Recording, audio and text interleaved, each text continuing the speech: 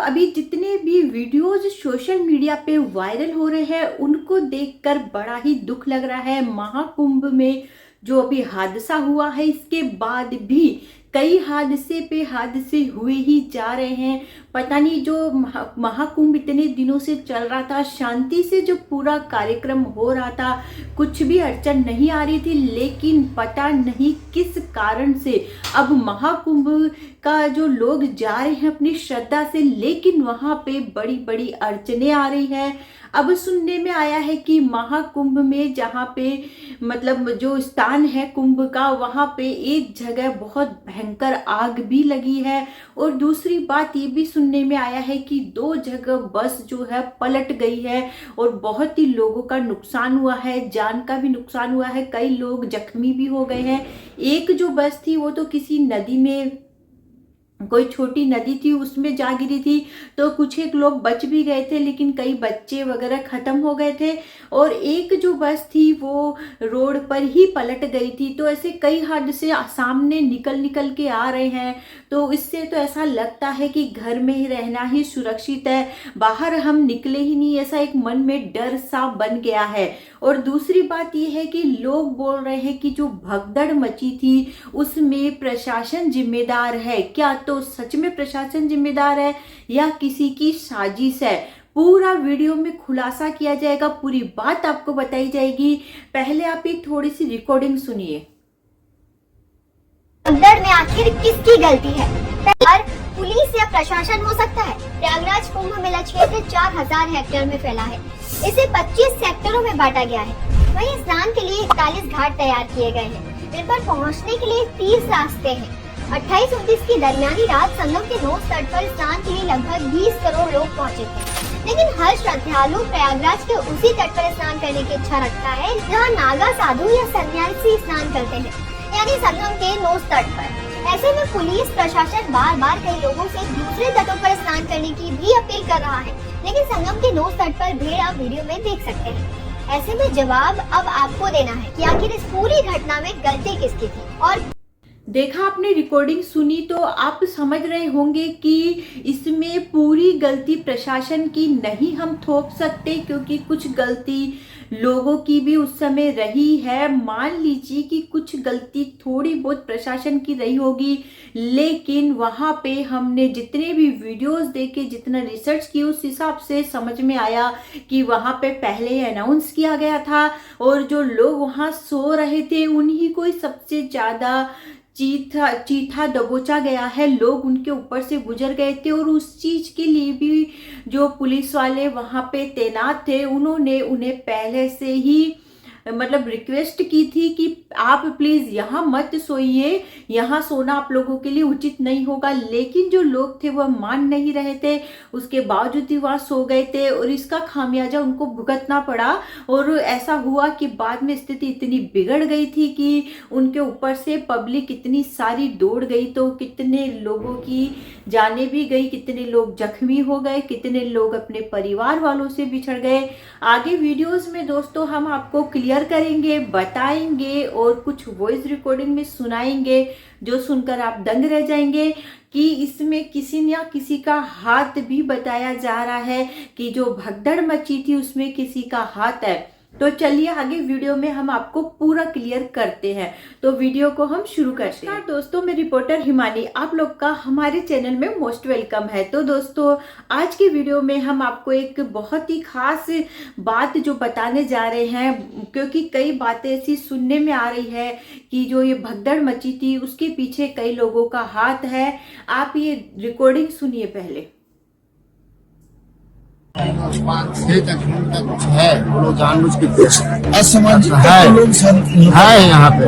ये झंडा, लाल झंडा लेके आया था और जानबूझ के ढकला है सबको, जानबूझ के। क्या दीदी, क्या हुआ था आप लोग? एक ढलान था, वहाँ पर खड़े थे, कुछ आदमी आया झंडा लेके, सब गिरा दिया, अचानक से गिर गया, गिरे तो गिरे तो पकड़ गए, और मेरे लिए खड़ा हो गया, आपके ऊपर कुछ चढ़ गया था? ज्यादा होगा। तब एक लड़का था, उसका बेल्टी पकड़े आराम उठे। तो दोस्तों, आप लोगों ने इस रिकॉर्डिंग में सुना कि वहां पर पहले स्थिति बिल्कुल ठीक थी, सब व्यवस्थित ढंग से हो रहा था, सब काम अच्छे से हो रहा था, लोग धीरे धीरे आगे बढ़ रहे थे, भीड़ तो बहुत ज़्यादा थी लेकिन फिर भी कुछ ऐसे अव्यवस्थित नहीं था, सब धीरे धीरे अपना आगे बढ़ रहे थे स्नान की ओर।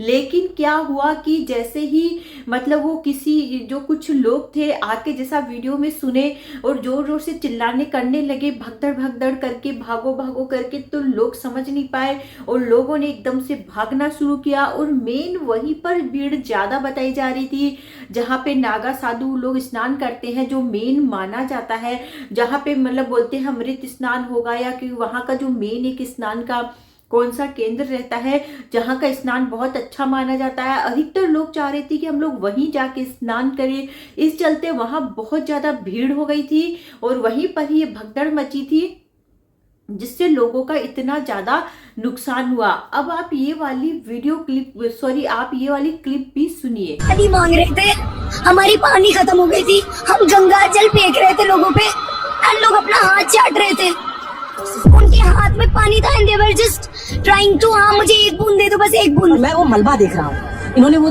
मंजर देखा है। मैंने जिसको टाना वो हमारे सामने मरी, हम कुछ नहीं कर पाए। मतलब जब मैं आपको ये बात बता रहा हूँ तो मेरे रोंगटे खड़े हो रहे हैं कि यहाँ क्या बीता है और इस सच्चाई को कैसे छिपा लिया गया। रोइए मत, प्लीज रोइए मत। हमारा बच्चा का पापा, हम मर जाएंगे क्या? आपका नहीं बेटा, हम लोग खुद चिल्ला के बोले कि भैया चुप रहिए, एक दूसरे का सहयोग करिए, सहयोग करेंगे, धैर्य रखिए, सब निकल जाएंगे। यहाँ कोई प्रशासन का वो नहीं था। ये बहुत अजीब लोग हैं, they are heartless, they don't know, ये लोग बहुत क्रूर हैं। इस वॉइस रिकॉर्डिंग को सुनने के बाद तो दोस्तों इस एकदम से रोना ही आ जाता है, दुख लगता है जब लोगों का दर्द इस प्रकार से सुन रहे हैं। लेकिन हम लोग भी लाचार है, मजबूर है, कुछ नहीं कर सकते उनके लिए।